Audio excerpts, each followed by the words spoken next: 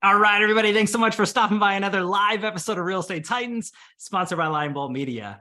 I'm your host, Greg Fowler, traveling throughout the marketplace, interviewing the top real estate professionals in our field, essentially gathering insight, inspiration, really drives and motivates these top producers above and beyond everybody else in what I'd like to consider a real estate titan. Now, our very special guest and featured titan for episode 277 from beautiful Puerto Rico, none other than my good friend, Lexy Sanchez. Lexy, it's an honor to have you. Thank you so much for taking the time. I cannot wait to jump in.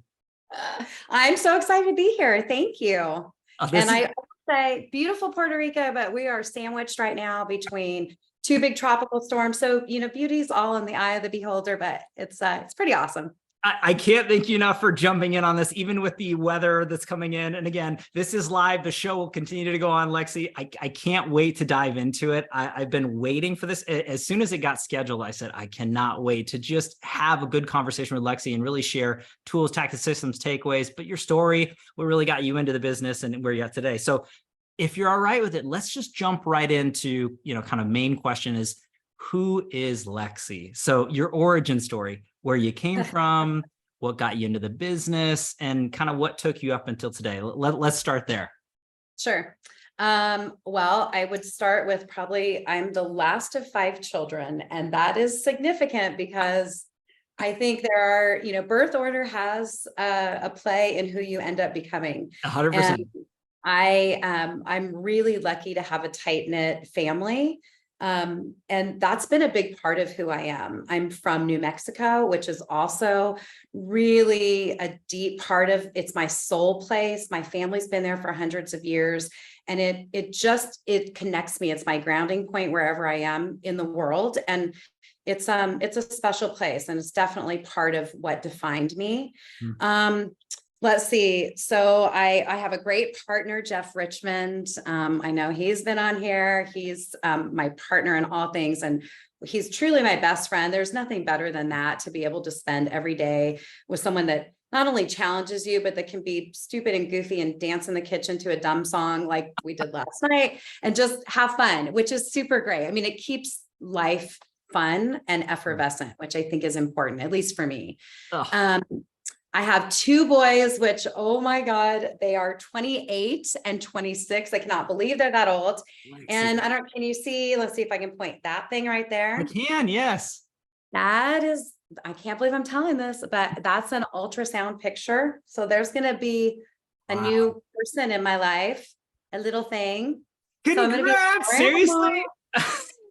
I'm so excited.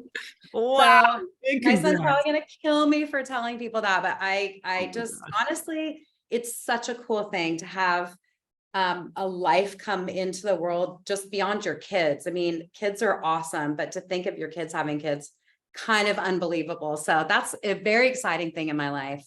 And the boys, my boys, are really at the center of what I do. I think it's the best thing I've ever done in my life is to be a mom. And ironically, it really prepared me for real estate in a lot of ways. Okay. And I think most roads lead to success if you stay open-minded about that, and you can stay connected to where you've been and why things happen the way they happen. And in real estate, I think the most successful people are the people that can take those tools from different parts of their life and apply them to what they're doing every day in production. So that's kind of a little diversion there, but so my kids keep me, really in tune with being young and being a mom. And they're at the heart of everything I think about most days, even though they're kind of doing their own thing and really happy and healthy. So I was married for 19 years. Okay. And that came to an end. It was amicable. My son's dad is a fantastic person. That was all hard, but it created a moment in my life where I was able to kind of take a pause and reassess who I was and what my future was going to hold after 19 years of kind of being committed to one circumstance and situation. And in that time period, I had a really great friend who's in real estate, Jenny Morrow, go girl. She was also getting divorced, and I had left a position that I held in higher education. Okay. I was in higher ed for 27 years. So I have a master's in public administration and a master's in organizational development.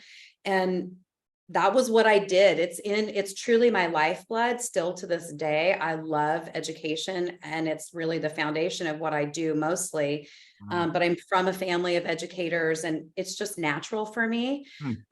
But I had pushed pause on that part of my career, and I wasn't sure what I was going to do. And for 9 months, I worked for a nonprofit organization that I was affiliated with. I wrote grants for them. And one day, Jenny showed up at my house with a bottle of wine. Okay. She said, guess where I was? And I said, where? And she said, I just finished my first night of real estate school, and next week you're going to start with me. And I was like, no, I am so not. I'm not going to go into real estate. And we just talked, had a couple of glasses of wine, and then she left, and it got stuck in my brain. And this idea of being able to, work to earn as much as I was willing to work for, because there's always a glass ceiling in regular jobs. I mean, even at the highest level, you can be a president of a university, and there's always going to be limits. And there was something really exciting. And I think for a lot of people that go into real estate, that notion of freedom, in the sense of just being able to work as hard as you want to, is really enticing. And certainly for me, it was. And so, dang it, I did research all night. And the next day I called Jenny. I said, okay, fine, I'll start. So we got our license together. We started out. I had no idea what I was doing. I didn't know what lead generation meant. I had never really, had cold called, but not in that format, not kind of beaten feet for, like trying to get business. And the first company that I was with was amazing. We had a great office culture to a certain degree, because there was camaraderie, and I am one to reach out and ask questions when I need to. Love it. I'm not afraid to say, I have no idea what that is or what that means. I just want to find out more. So I did a lot of that, and I miraculously in the first, I got my license in April of 15. So it hasn't been long. And from April until December, I did 17 transactions. So it was pretty good, right? And not knowing what I was doing, it was pretty good. And then I got hired by Jeff to be his listing director, and I moved brokerages, and I had no idea, but I was like, I'm going to say yes and figure it out. Right. And I did. And in the next 10 months, I took 92 listings. I worked with 6 buyers. It was a real circus. Unreal. I don't want to say a bad word, but it was a blank show. It really was. It was, I feel like I got a PhD in real estate in this really compressed time frame, just because I did everything. I mean, we did traditional lead gen. So every morning I was cold calling on a dialer, on a 6-line dialer, for 2 or 3 hours, setting my own appointments. I also had an ISA. We worked together to massage kind of scripting with what I do when I get into an appointment. Wow. And so I was going on like 3 to 5 appointments a day, most days of the week. And I will say, like, a little word of advice from someone who has worked at that level is learn how to delegate, or really learn how to be kind to yourself in managing your time and finding efficiencies. My brain works on efficiencies. So everything I do, I'm always thinking about, like, okay, I'm going upstairs. Is there something that I need to carry upstairs? Or I'm doing that, it's just dumb, but my brain works that way. No, I love it. In real estate, finding those shortcuts makes sense. I didn't work with a TC. I think I did for like 4 transactions. And I was like, this is taking me longer to explain what I want done or checking up. And so I'm not a good delegator. So learn from me, learn how to delegate or be really careful with how you self-manage. But it was good. I learned a lot. I loved really augmenting my tool belt with those other life experiences into real estate and connecting with people on that level. And so I don't know, that's kind of sort of where I'm from and how I got into real estate. But Lexy, this is incredible. And again, thanks for laying out the path for everybody to kind of go down that journey with you. And looking at it from talking about New Mexico and really just upbringing, be the youngest. I'm also the youngest, so I understand that process. You know, we're built by design that way, the two of us. So, but I think it's so incredible, higher education, and then looking at it from a secondary career path. It's very few people or professionals at a top tier level into real estate from an early age said, that's it. That's what I'm going to do when I grow up, sort of thing. Right. So it's so fascinating to see the journey into what it takes. You having that success early on in your career, you know, to me, I think everybody would love your perspective onto that. Is that how you and Jeff got together? Big fan of Jeff, by the way, love him to death. As you mentioned, past Titan. So I think the world of him. I know you do as well. So, hey, Jeff, if you're watching, shout out to you, man. But so how did that happen, Lexy? I get 92 listings in 10 months or a year. I mean, that is incredible. So what did that all look like, just to give everybody a little bit of deeper dive into background? Because that isn't a normal situation. I just want to set the expectations. So something was going on there in a positive. You know, it's a couple of things. Number one, I am the kind of person that will say yes and then try to figure it out.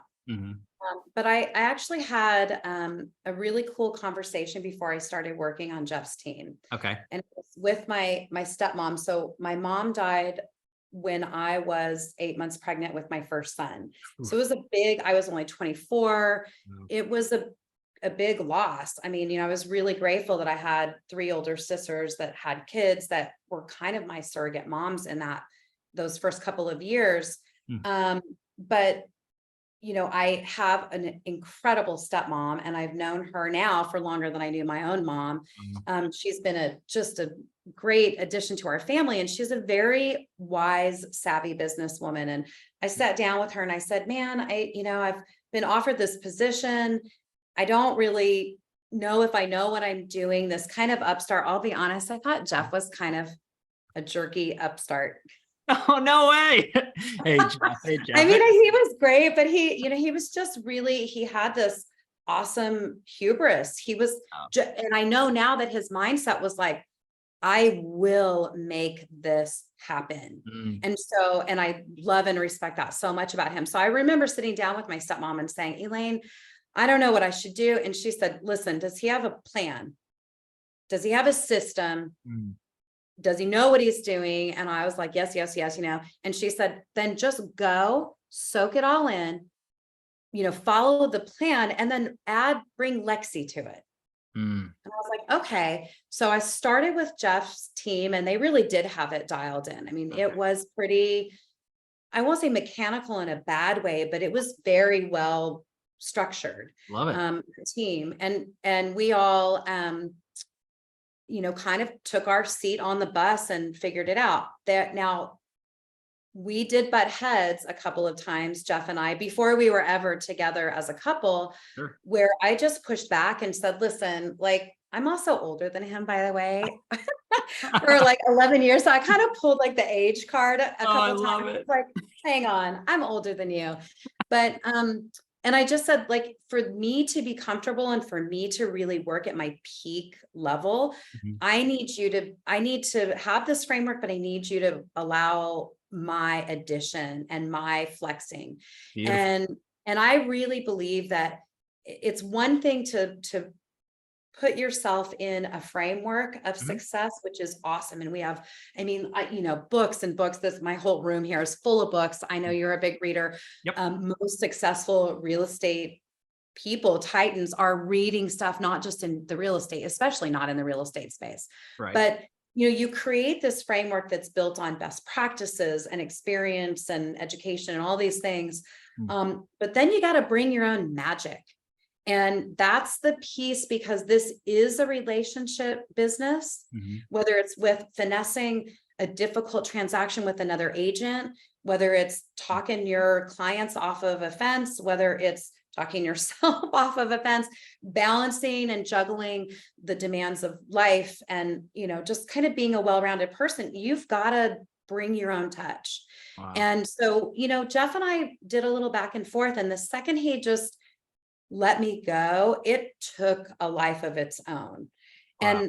And honestly, when I think about everything in my life that I've done, real estate or otherwise, the times that I've tried to be something other than who I really truly am have failed. Wow.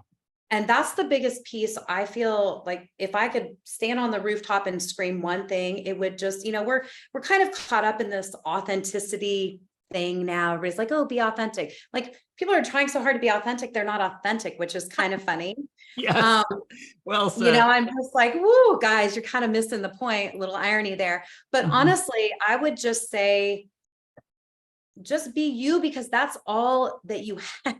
Wow. And be a work in progress. Like, I'm constantly working on myself. And that is, boy, that's the real tough piece of this whole life thing, is that sometimes we look outward and the hardest thing to work on is inside. But when you start doing that, that's when the magic happens. And so I don't know if that even answered your question. No. It did, Lexy. The fact that you broke that down once again, as you mentioned it, I mean, 3 to 4 hours a day when you're talking about prospecting and really reaching out to individuals and one another, you know, 5 appointments in that process in a day. I mean, putting in the repetition and executing on a high level, it's effort.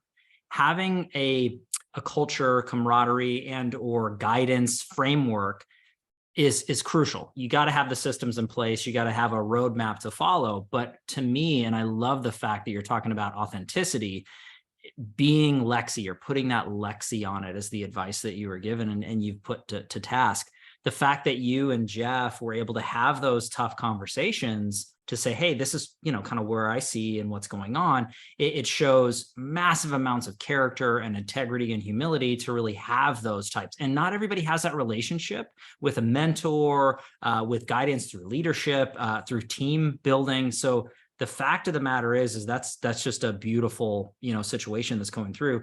You being a lifelong learner and constantly educating yourself and taking your knowledge base to a higher level is huge. And obviously prior to this, with higher education, that is just natural to you. And I love that you're talking about keeping it true to your nature. There is so much inauthentic authenticity out there. And I think that that's a massive message moving forward. So I love what you're saying. This makes a ton of sense as to why the volume and perspective has happened that way. What does it look like past that point, Lexy? Because you've done a lot, you've seen a lot. What's the next chapter in your career from that point? So early on, hit massive milestones. What does it look like kind of down the road leading up to today? So I became more integrated into the team that Jeff was running.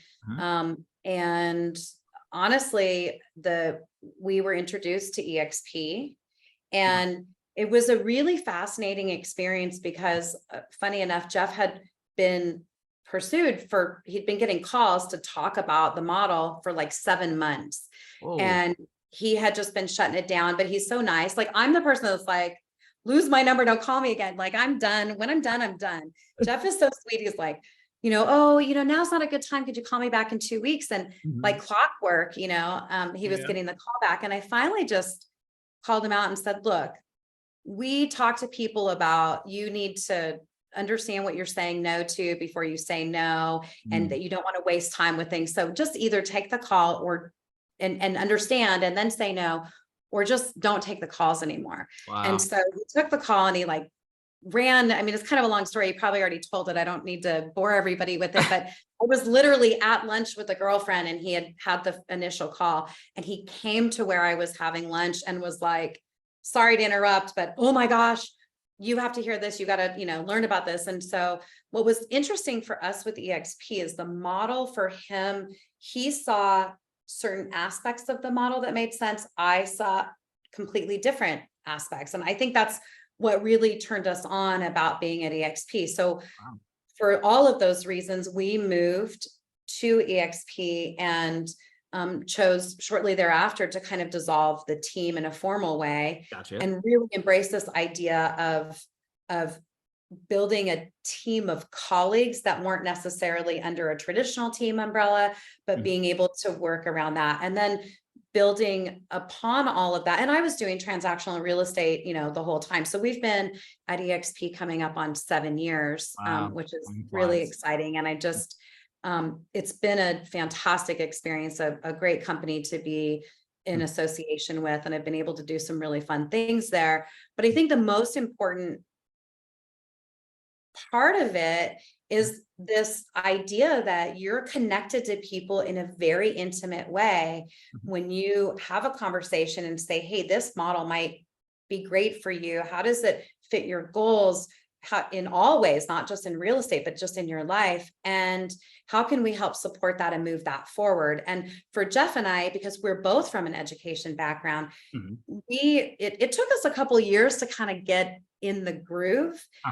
But then to really sit down and say, like, how do we build something that encompasses all of our values, what we're best at, what we can really give as a gift to people to try to help them in their journey. And that was to kind of distill it down to education, support, and honestly, love. Okay, this is going to sound really dumb, but I'm the last of 5. And I remember literally, and it's funny that I'm bringing this up, and maybe this is why this was a memory on my Facebook this morning.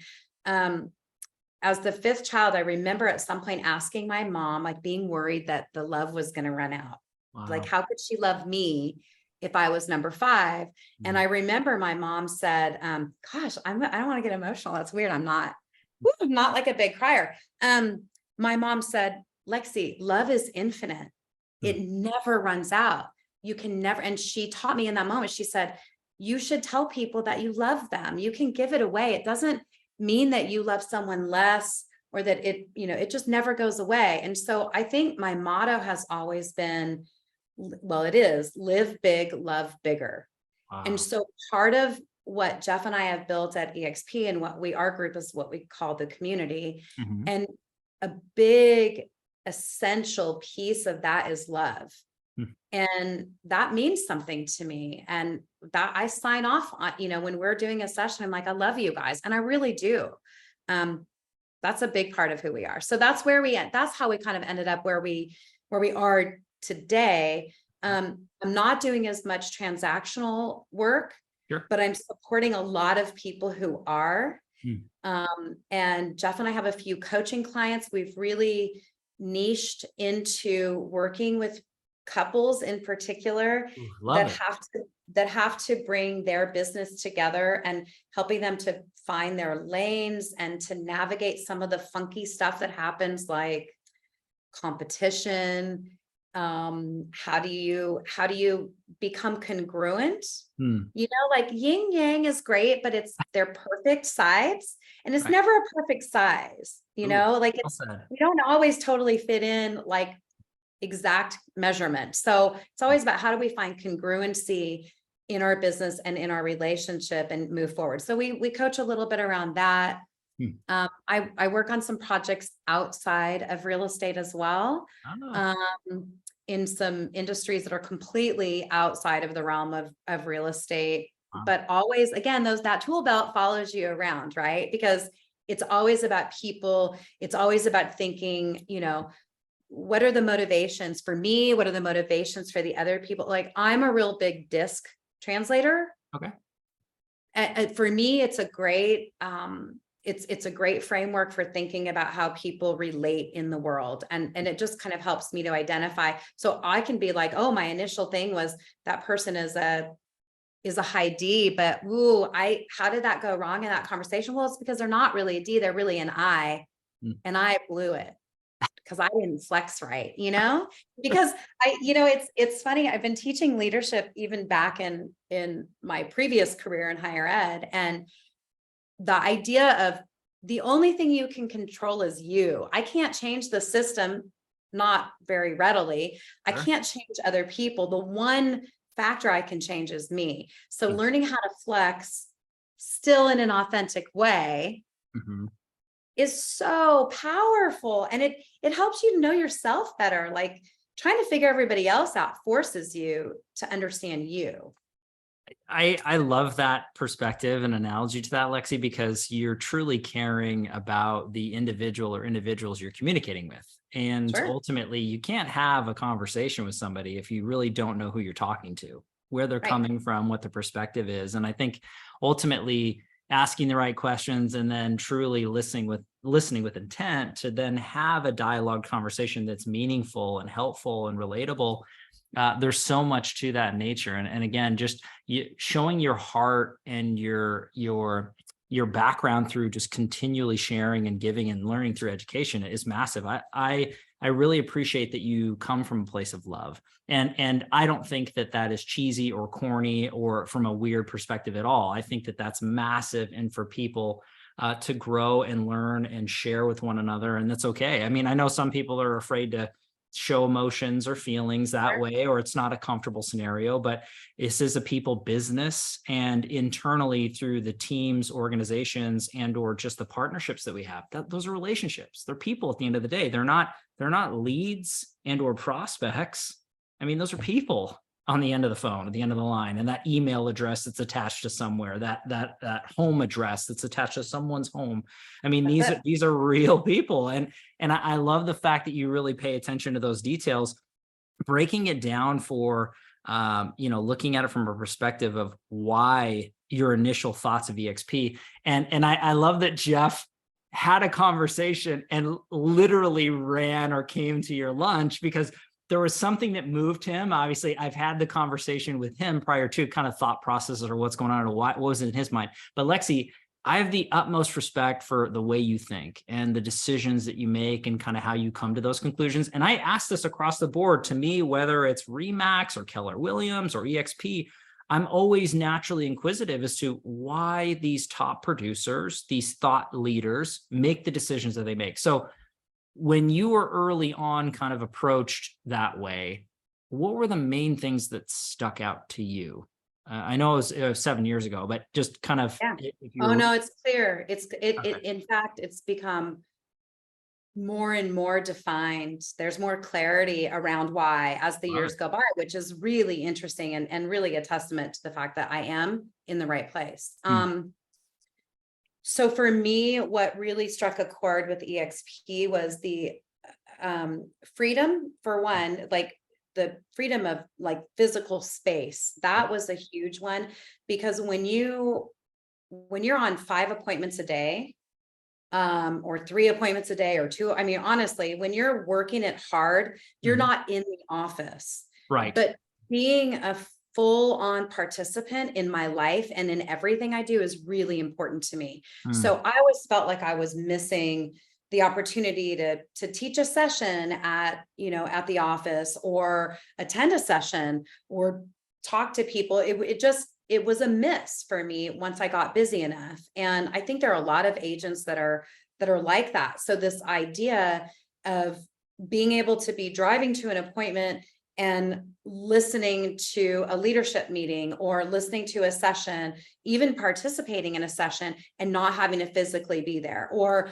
being able to attend a class that had been recorded or even live, but like sitting there in my jammies, folding laundry or unloading the dishwasher. Like, it was just like, again, remember the efficiency brain in me was like, wow, I can do a lot of things, but really was about the participation level.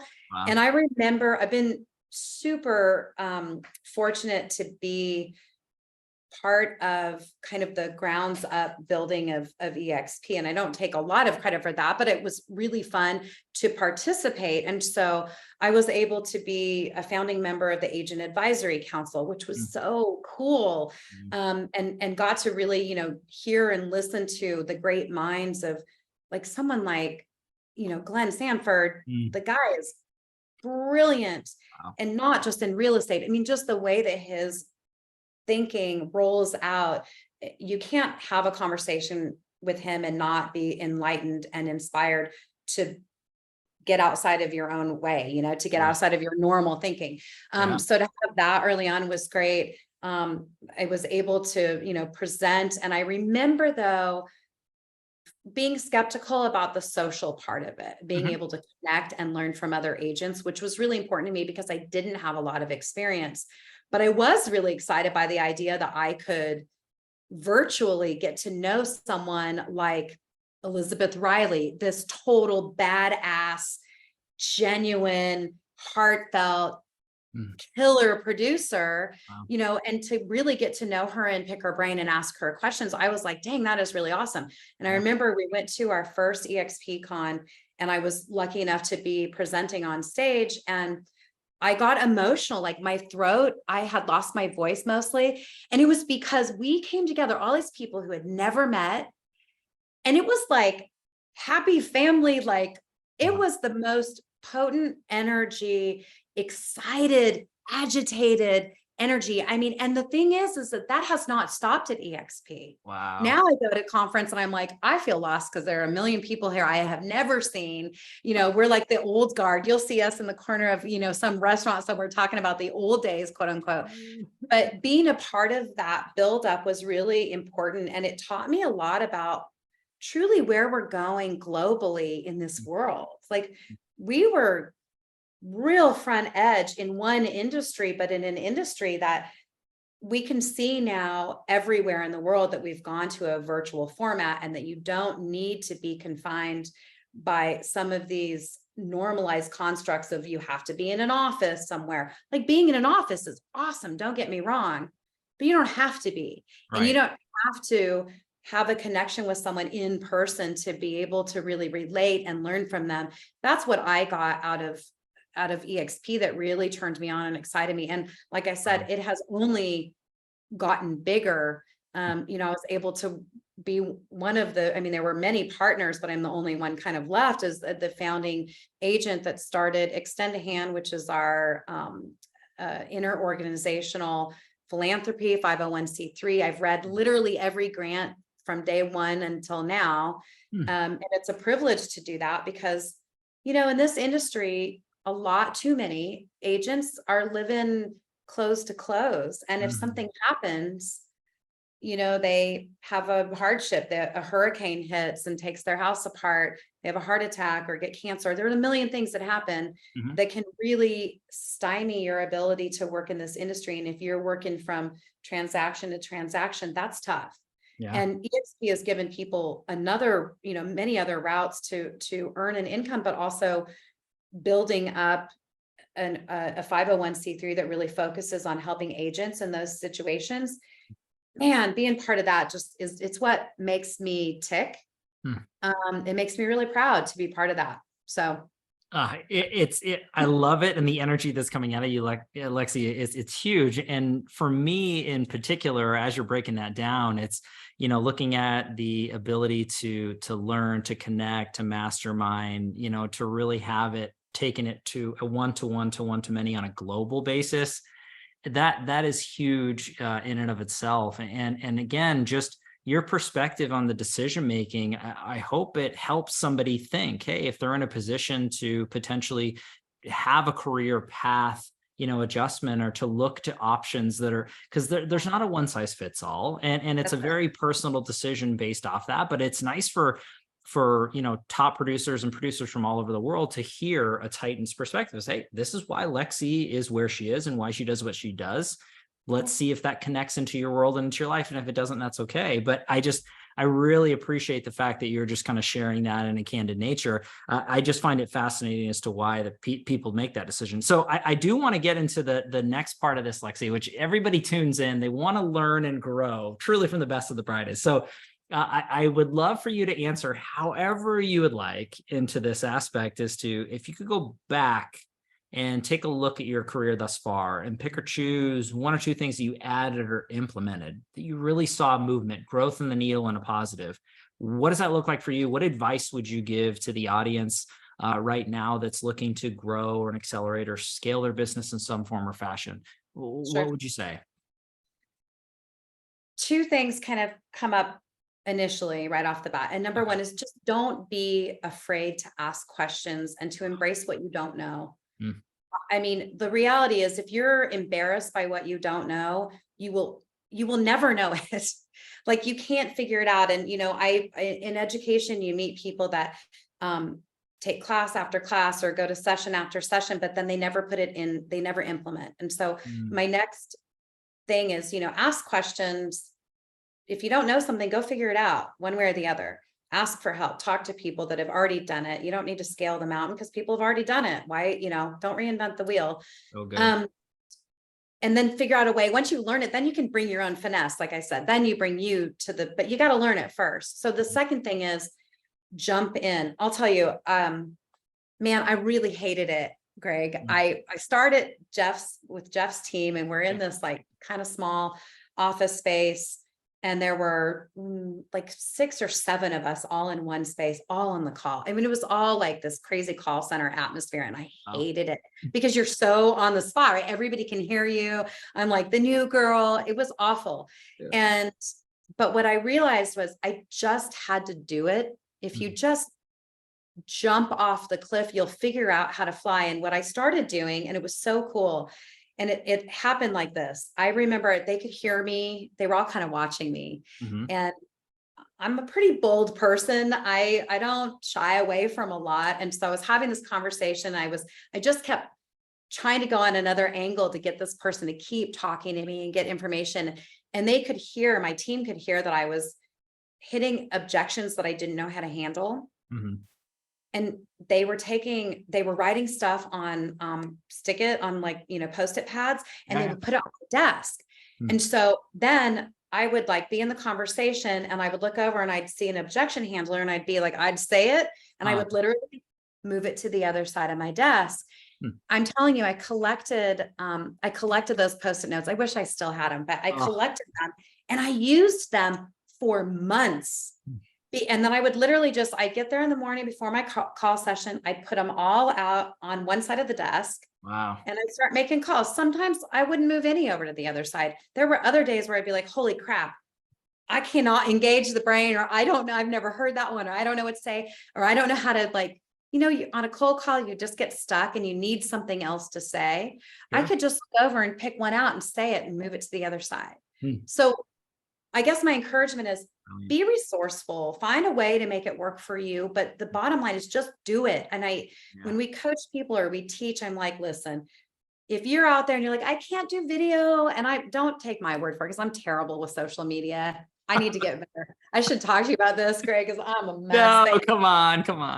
But when people say like, oh, I don't look good. I haven't done my makeup. My hair's a mess. I'm like, dude, guess what?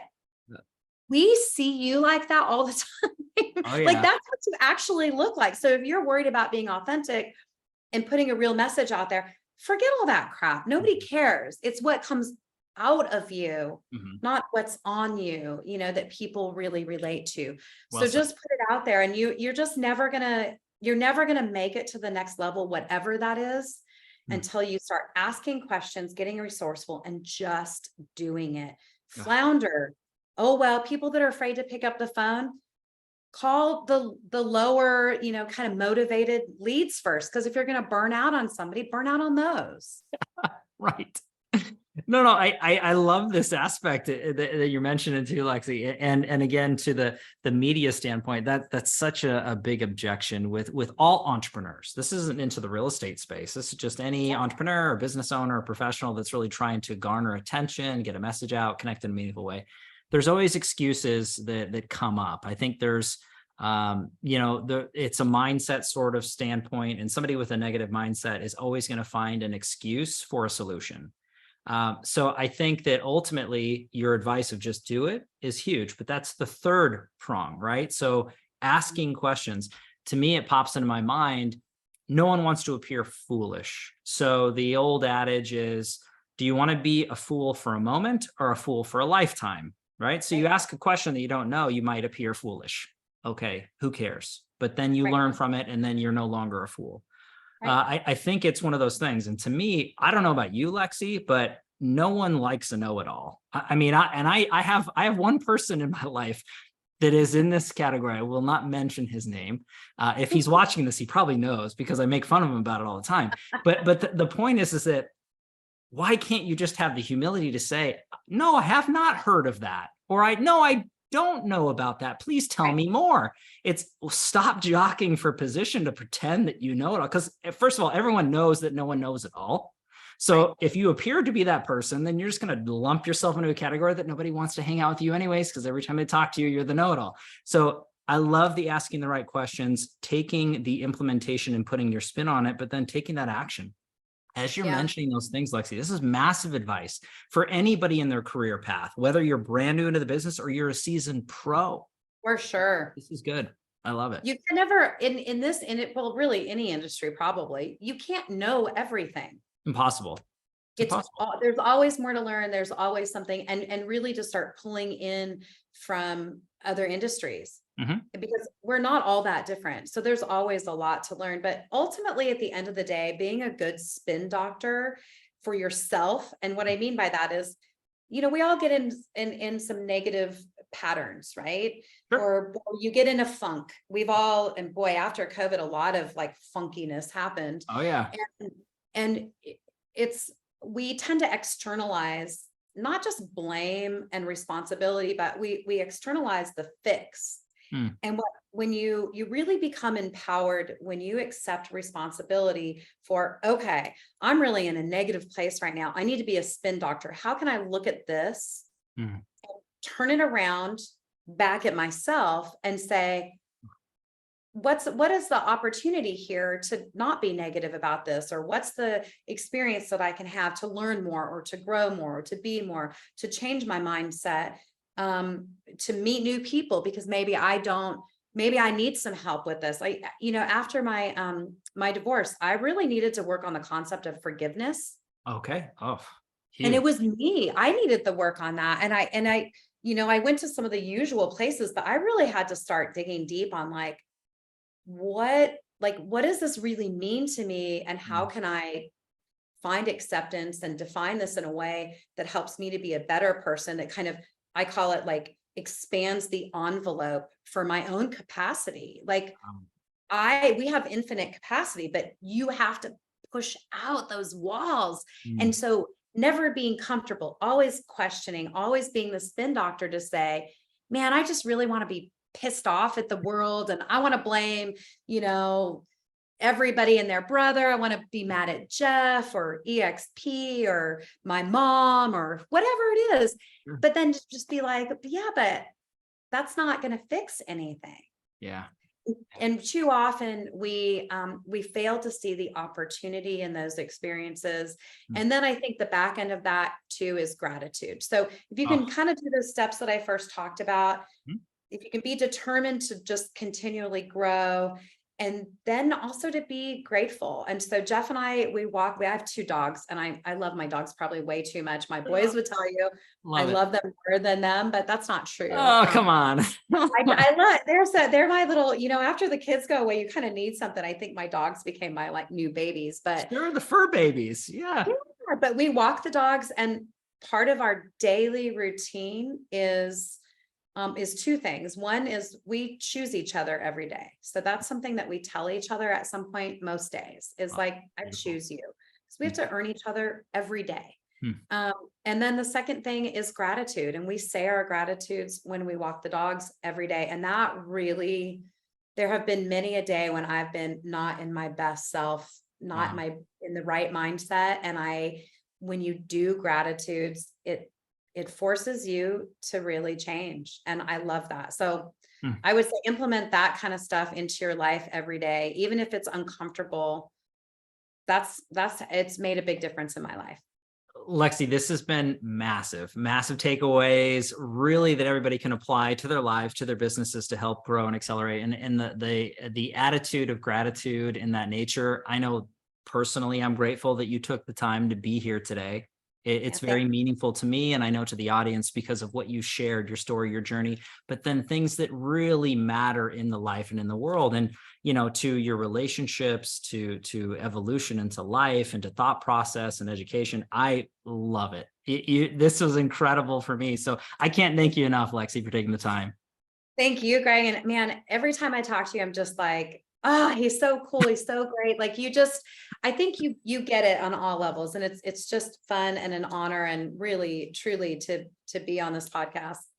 Thanks. It's awesome. Oh gosh, the honor and the pleasure is all mine. I know the audience appreciates it too. But Lexy, I do have to dub you an official real estate titan. So that is a badge of honor you can wear forever in life. No one can take it away. There's no trophies or plaques, but it's in your heart, is what I always say. Hey, that's where it matters. I tell you, it's awesome. And I will say, Greg, if anybody ever wants to talk to me about anything, yes, they can find me. I'm an open book. I'm always available. I love reach out. So Lexy, what is the best way for anybody out there who's tuning in, who wants to connect with you personally, learn more about what you do and how you do it? Is there any place we want to direct the audience, anybody tuning in?